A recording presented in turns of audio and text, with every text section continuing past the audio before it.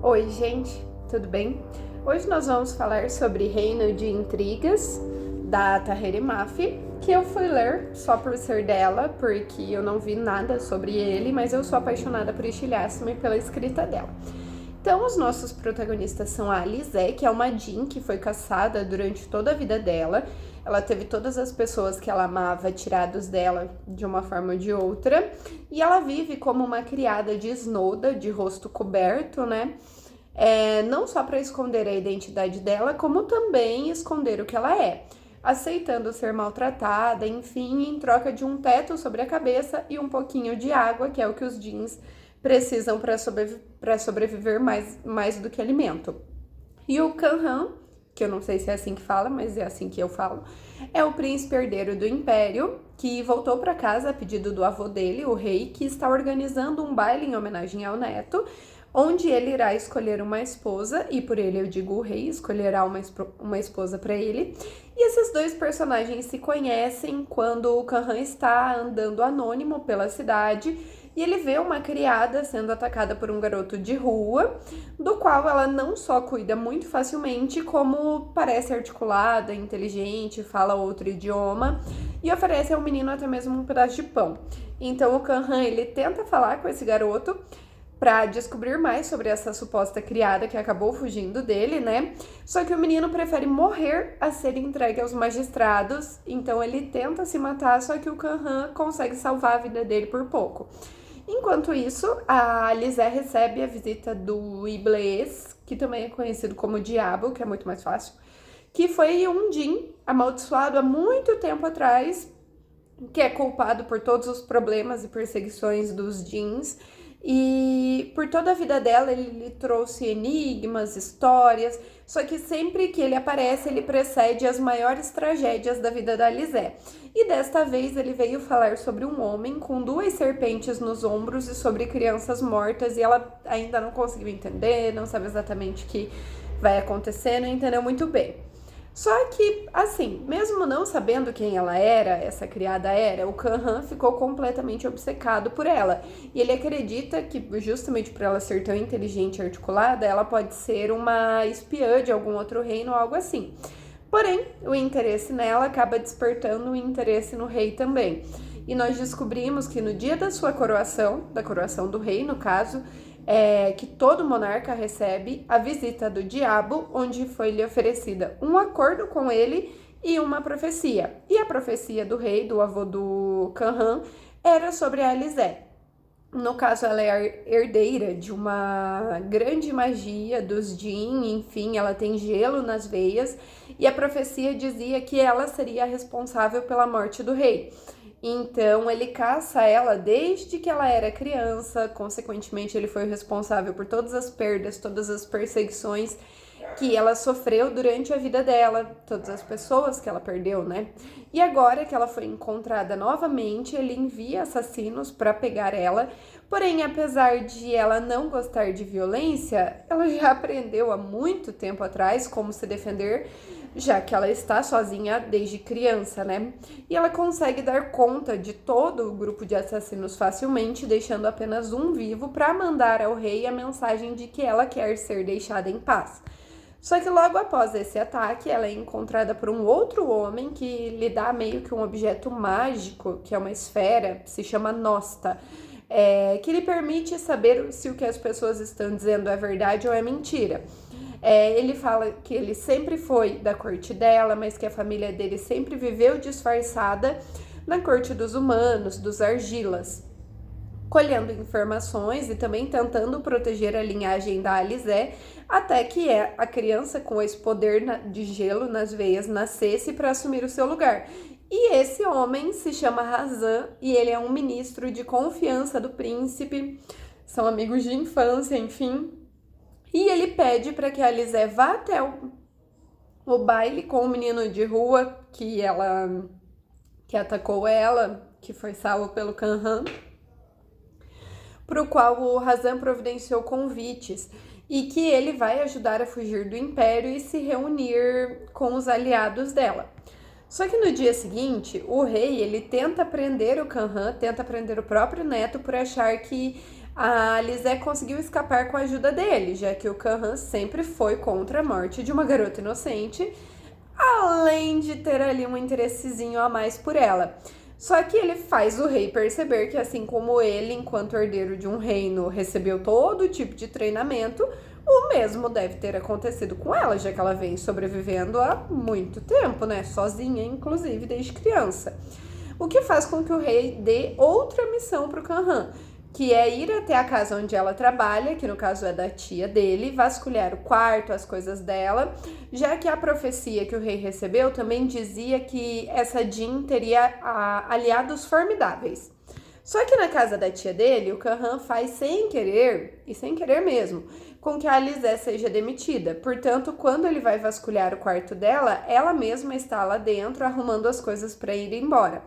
Então eles conversam, eles trocam ali algumas farpas, inclusive eles acabam se beijando também, já que, como eu disse, esse homem ali, ele estava rendido desde o momento em que ele conheceu ela.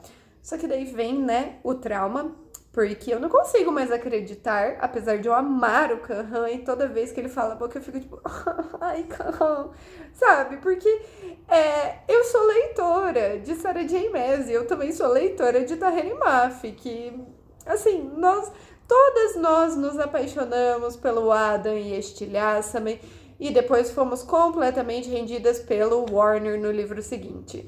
Então, assim, eu não consigo, por mais que eu goste muito deles juntos, que tenha uma faísca ali, eu não consigo ver eles terminando juntos. Posso estar errada, não sei, não tenho nenhum spoiler dessa trilogia, mas assim, eu não consigo acreditar. Pelo padrão de escrita da autora, eu não consigo acreditar. Mas, enfim, ele quer que a Alizé vá com ele quer ir contra o rei de alguma forma, talvez até tornar ela a esposa dele, só que a Alizé simplesmente não consegue confiar e ela foge dele. Porque mesmo ela tendo o Nosta com ela e ela sabendo que ele tá falando a verdade, ele não tem controle de tudo, então assim, achei bem sensata. Só que enquanto o Canhan volta para o palácio para se preparar para o baile, todo triste, melancólico, achando que nunca mais vai ver ela, a Lisé vai até o boticário para tirar os curativos, né, de quando ela foi atacada pelo menino, das mãos, enfim.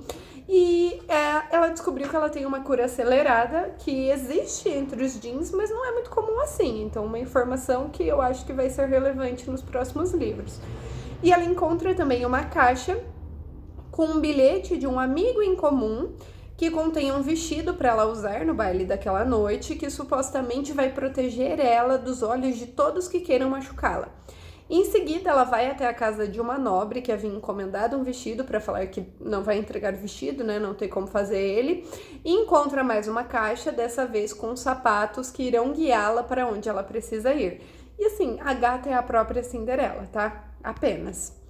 Só que quando ela está se vestindo, um homem simplesmente aparece no quarto com magia, afirmando que eles têm um amigo em comum, que ela acredita ser o Razan, e que ela deve ir ao baile antes da meia-noite. Ela vai pegar a carona dele para seguir o caminho, já que ele também tem assuntos a resolver no baile.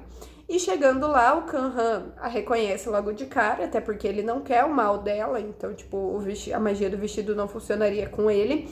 Só que ele vê ela entrando com o rei de Tulan, que é a nação inimiga do império deles.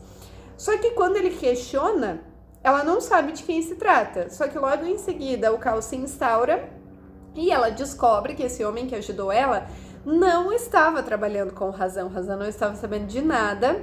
E ele é sim o rei Cyrus do império rival de Ardúnia, que é Tulan. E que o enigma que o diabo deu lá no início do livro se referia ao avô do Canhan, sobre o homem com as duas serpentes nos ombros. O rei fez um acordo com Iblees, com o diabo, né? E em troca de ter uma vida mais longa e saudável, ele recebeu 2 cobras que ficam sobre os ombros dele e se alimentam de crianças. E assim, ele escolhia especificamente os órfãos que moravam na rua, justamente porque ninguém sentiria falta deles, em troca de ele continuar vivendo. Então, assim, era por isso que o menino de rua, que tentou roubar ela, preferia morrer a ser pego pelo Canhan, apesar de o Canhan ter conseguido salvar ele, porque ele já tinha ouvido as histórias e ele sabia que era isso que acontecia com os meninos. Só que o rei diz que ele fez isso para que o Canhan pudesse viver como uma criança por mais tempo. Porque assim, o herdeiro do trono seria o pai dele, mas o pai dele morreu em batalha e quando ele ainda era muito pequeno e ele se tornaria o herdeiro, né? Então, ele diz que ele fez esse acordo para poupar o neto dessa vida enquanto ele ainda era criança. E o rei Cyrus foi para lá para justamente matar o rei, coisa que ele consegue fazer, e o Kahan ataca ele logo em seguida, só que ele não é morto apenas porque a Alicent vai na defesa dele, pegando o Cyrus de surpresa, já que ele sabia do poder que ela teria, mas ele não sabia que ela era uma Jin.